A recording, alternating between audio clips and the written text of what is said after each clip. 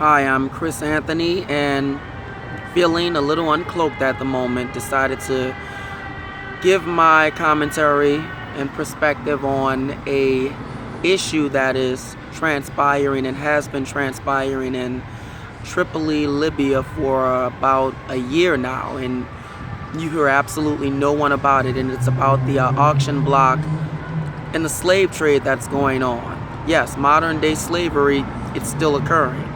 And mind you, this is a topic that should be sensitive to many black people in America, being that we jump on the plantation and that bandwagon of always wanting to compare slavery to a reason why we cannot move forward. As I've been saying, my argument remains that every race has been enslaved at some point. The Irish, the Asians, the Japanese, the Europeans, the Africans, the Latin community, every race has been enslaved at some point. Why have they risen above and evolved out of that particular mindset, and they financially prosper, and communal wise they prosper? They have a tight-knit community, and yet our communities, it's in shambles due to the fact of us not wanting to acknowledge the elephant in the room with our community. I agree with certain pundits. Black mothers play a major role. They raise these children with these mindsets, but I'm going off point for the moment. To the Libyan slave trade, this is something that should have everyone up in arms, but you hear nothing from Jesse Jackson, you hear nothing from Al Sharpton, you hear nothing from the Black Lives terrorist group, you hear absolutely nothing. They should be alarmed, they should be as angst about this particular situation as I am. But I guess certain people have empathy and others just don't. It's just literally removed from them during childhood. Now, little history about the particular situation that kind of led this power vacuum leading up to this is one thing people don't want to talk about, especially these mutation idea of the liberal ideology, is the fact that this had all come about under the Obama administration. Hillary Clinton, as our Secretary of State, she basically okayed the funding of this particular terrorist group, the moderate rebels that no one can name. Maybe John McCain can, being that he has photo ops with them.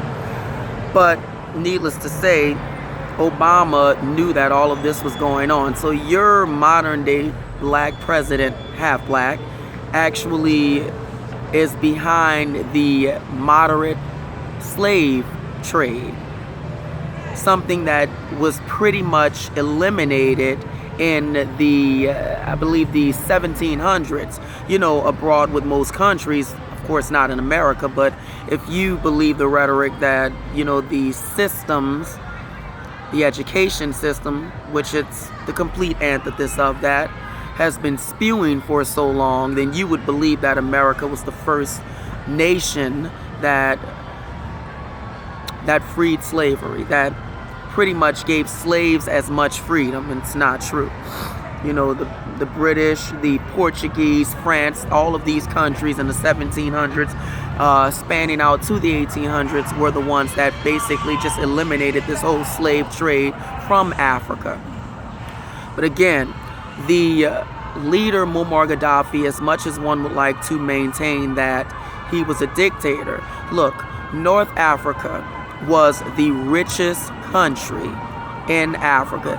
This particular leader, he took care of his people.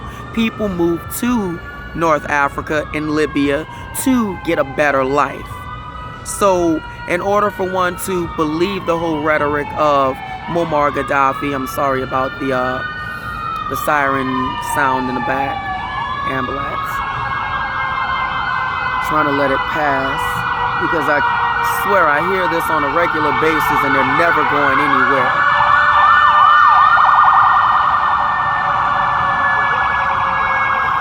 Never.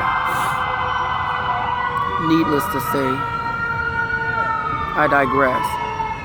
The country was much better off. This particular leader was looking forward to removing his country from needing the dollar. As I pointed out in a previous video, he was going to implement a gold-backed dinar, and this country was going to prosper even more. So of course the United States, they could not have this because they needed to be the vassals that they wanted to control. And when I say vassals, they needed this country to remain a vassal country that the United States called the shots for. And moving on from that, this power vacuum that occurred when the murdering of Muammar Gaddafi occurred, you know, you have your Hillary Clinton again and Obama, who funded this entire program. So now when you look at Obama, now when you think of a Hillary Clinton, thank God she didn't fucking win the election, because it would have just been more of the same of what Obama implemented. Which, not saying that Trump is not dealing with his own demons, but it's not more of the same. It's just more of the same when it comes to certain policies, and certain policies he's trying to rectify. Again, the Clinton party and the Obama administration, they're behind this vacuum, power vacuum, as one would call it, because the moderate rebels, the Arab goddamn leading moderate rebels, they are the ones that are pretty much producing this slave trade in Africa. West Africans are being sold in Tripoli for 400 or less than 400. That's men, women, and children. And you hear no uproar about this. Absolutely none. And this was all because of a leader being removed and this state becoming a failed state by NATO, pretty much. Now, I want your comments. I want you to give me your feedback on this. I will put some links of some of the articles to look into. You can go to Uncloaked Delusions as well and read some of the articles. I do have a online radio show that I'm going to be implementing next month. I'll be going to Seattle to put in some things to make this happen. I'm going to become more adamant about producing more information, producing more content that is necessary. Thank you, and I'm out.